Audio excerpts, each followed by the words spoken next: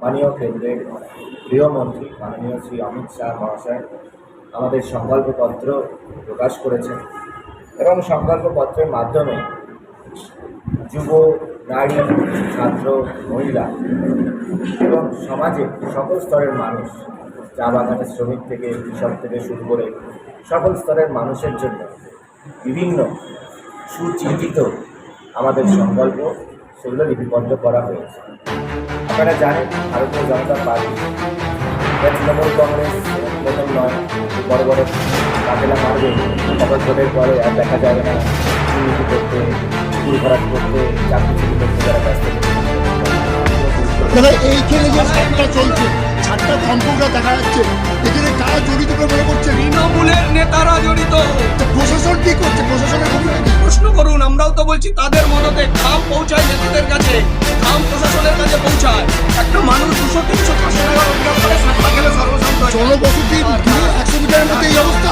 100 মিটারও না, জনবসতির গায়ে সাতটা জোড়া মদ এই অঞ্চল।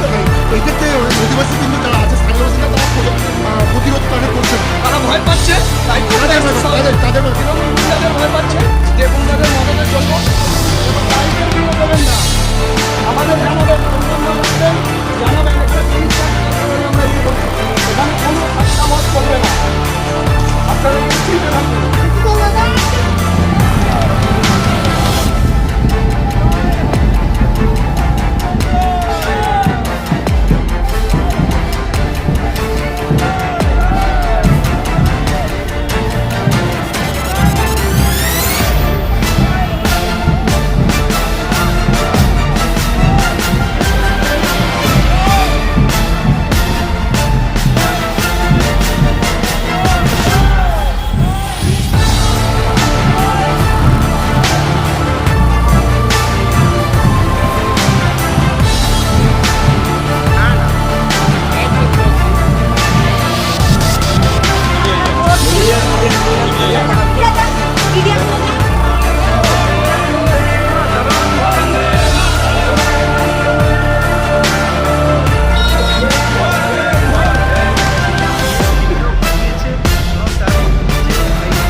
দিয়েছে আইনি নোটিশ।